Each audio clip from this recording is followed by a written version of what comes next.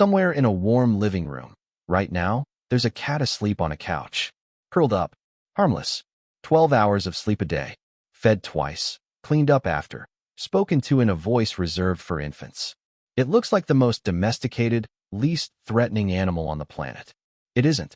What's sleeping on that couch is an apex predator that never fully surrendered.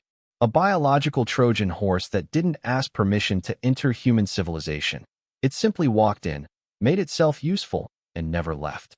And unlike the dog, the cow, or the horse, the cat was never actually tamed by us in the way we like to believe.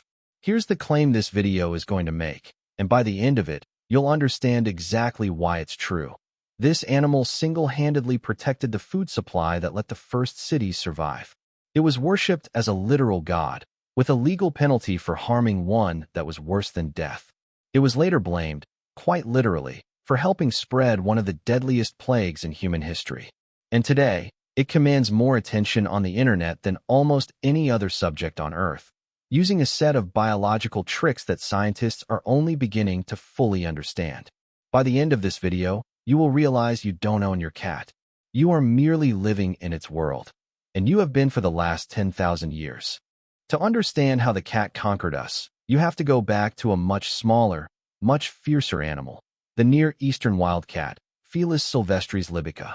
This was not the animal on your couch. This was a solitary, territorial, ferociously independent desert hunter, built for a brutal environment where water was scarce, prey was scattered, and cooperation with anything, let alone humans, was not part of its evolutionary programming. For millions of years, this animal wanted absolutely nothing to do with us.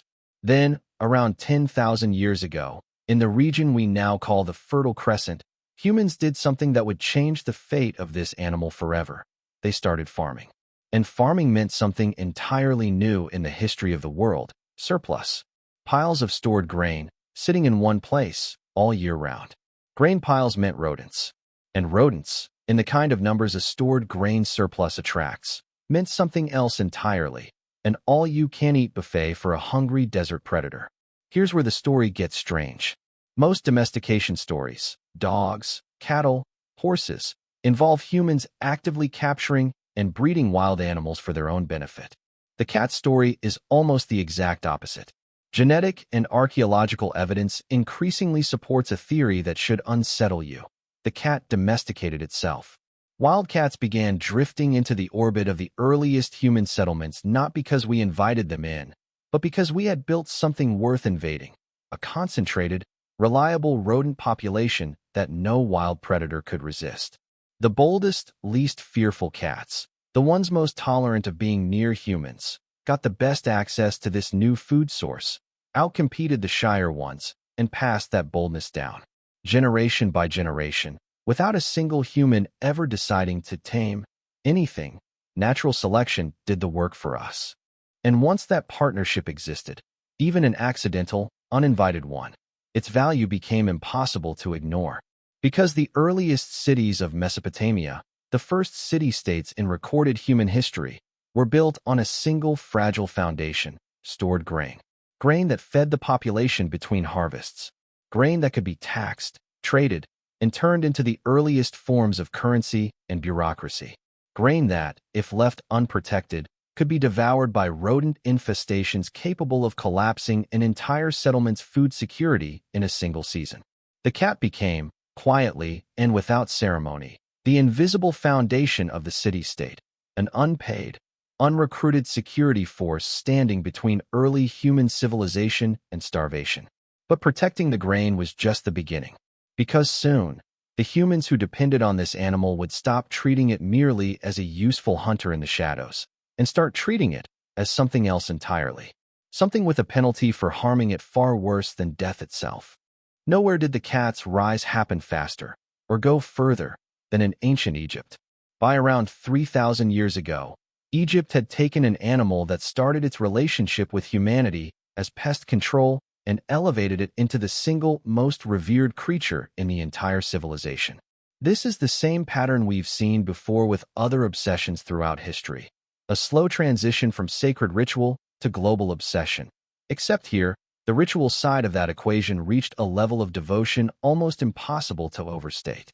The goddess Badet, depicted with the head of a cat, became one of the most widely worshipped deities in the Egyptian pantheon, associated with protection, fertility, and the home. Cats weren't just tolerated in Egyptian society, they were embedded into its religious core. And the legal protections that followed were staggering. Under Egyptian law, killing a cat, even accidentally, was a capital offense. Ancient historical accounts describe crowds turning violently on a Roman visitor who accidentally killed a cat, despite Rome's political dominance over Egypt at the time. A diplomatic incident serious enough that Egyptian authorities could not save the man from mob justice, even to preserve relations with Rome. And when a household cat died of natural causes, the mourning ritual was just as extreme.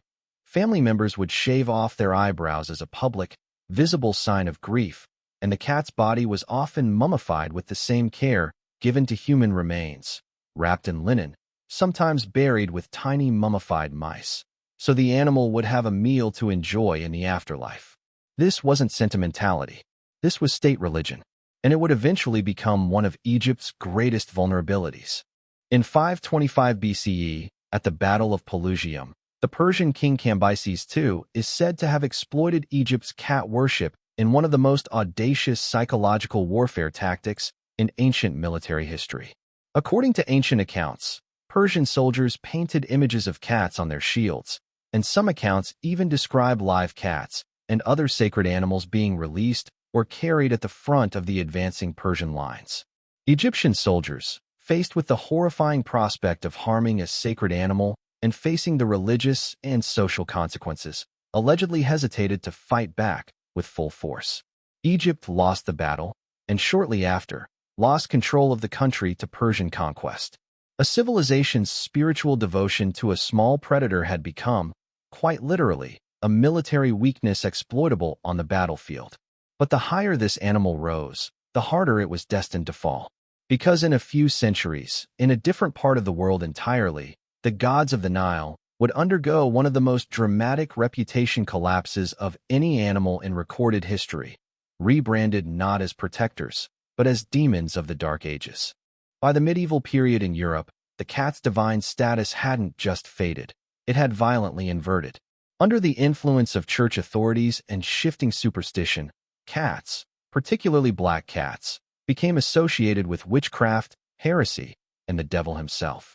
Some historical accounts describe cats being rounded up and killed en masse in cities across medieval Europe, particularly around religious festivals, as communities attempted to purge what they believed were literal agents of evil.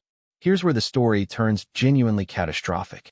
With cat populations decimated across large parts of Europe, the rodent population that cats had kept in check for thousands of years exploded largely unchecked. And rodents, specifically the fleas they carried, were the primary vector for the disease that would go on to kill an estimated 1/3 to 1/2 of Europe's entire population, the Black Death. Historians remain divided on exactly how much of the plague's severity can be attributed to reduced cat populations versus other factors. But the theory persists for a chilling reason. An animal humanity had once worshipped as a divine protector against famine may have been deliberately eliminated at the exact moment it was needed most, helping unleash a force that toppled the medieval world and reshaped the population, economy, and social structure of an entire continent. And yet, even at its lowest reputational point, the cat's usefulness refused to disappear. As European maritime trade exploded during the Age of Discovery, ship captains faced the exact same problem Neolithic farmers had faced 10,000 years earlier: rodents. Except now, the stakes were even higher. Rats aboard ships didn't just eat food stores, they chewed through rope, wood, and cargo, and carried disease into every port a ship touched. Cats became essential crew members on virtually every major vessel of the era, so essential that some ships' logs and regulations explicitly protected them, and sailors often considered a ship without a cat aboard to be cursed. In a very real sense, cats launched empires all over again, riding alongside explorers, colonizers, and traders to nearly every continent on Earth, spreading via ships to Australia, the Americas, and countless islands where they had never existed before. Centuries later, As the Industrial Revolution reshaped where and how people lived, the cat found its way back into what we might call the inner sanctum, the home itself. As cities grew denser and a rising middle class began keeping animals for companionship rather than pure utility, the cat transitioned, slowly, quietly, from working pest control to beloved household presence. The formal cat fancy movement and the first organized cat shows emerged in the late 1800s, marking the beginning of the cat's transformation into a status symbol and companion animal in its modern form. But here's the question that should genuinely unsettle you. Why? After everything, the plague, the witch trials, centuries of demonization, did humans let this animal back in? Why are we still, today, so hopelessly obsessed with it? Some scientists believe the answer isn't just psychological. It's biological. A microscopic hijacking of the human brain that most cat owners have never even heard of. Today, the cat doesn't need swords, ships, or temples to expand its territory. It has something far more efficient, the internet. Cats are, by an enormous margin, one of the most consumed subjects in the entire history of online video and social media. A multi-billion-dollar economy of content, merchandise, and culture built almost entirely around watching this animal exist. No coordinated marketing campaign engineered this. It happened organically, at a scale no advertiser could manufacture, which raises the question of exactly what it is about this animal that hijacks human attention so completely. Part of the answer may lie in something genuinely strange. A parasite called Toxoplasma gondii, which reproduces specifically inside the digestive systems of cats and can spread to humans through contact with cat feces or undercooked meat. Some research has suggested this parasite may subtly alter behavior and risk perception in infected mammals, though the scientific community remains divided on how significant, or even applicable to humans, these effects truly are. It's a controversial, still developing area of study, but the mere possibility that a cat-borne organism could be quietly influencing human psychology is the kind of detail that sounds more like science fiction than biology. The more established science is almost as strange. Researchers studying cat vocalizations have found that the specific frequency range of a cat's meow, and even its purr, can overlap with frequencies similar to a human infant's cry, a sound humans are neurologically primed to respond to with urgency and care. Whether fully intentional on the cat's part or not, it's a remarkably effective biological lever, a sound engineered, whether by evolution or by accident, to make an apex predator sound exactly like something that needs saving. And so we arrive at the modern paradox. An animal that spent millions of years as a solitary desert predator, that briefly ruled as a literal god, that was later hunted as a demon, has become one of the most pampered, purchased, and obsessed over companion species on the planet, commanding a global pet industry worth tens of billions of dollars a year, almost entirely on the strength of its own biological charisma.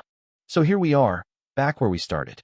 A cat, asleep on a couch, in a warm living room, looking like the most passive, dependent creature imaginable. But now you know what's actually curled up there. Human history isn't just a story of kings, empires, and wars. It's also the story of a small, uninvited predator that guarded our first food surplus, was worshipped as a literal god, was blamed for helping unleash one of history's deadliest plagues, sailed with us to every corner of the earth, and ultimately conquered the most powerful communication network humanity has ever built, using nothing but its eyes, its voice, and its willingness to simply exist near us. We like to say we own our cats, but if the last 10,000 years have proven anything, it's the opposite. We built the grain stores. We built the cities. We built the temples, the ships, and the internet. And somewhere in every single one of those achievements, quietly, patiently, the cat was already waiting for us to arrive. If this changed the way you'll look at your cat tonight, that's exactly what this channel is built for. The hidden history behind the creatures we think we already understand. Subscribe, and I'll see you in the next one.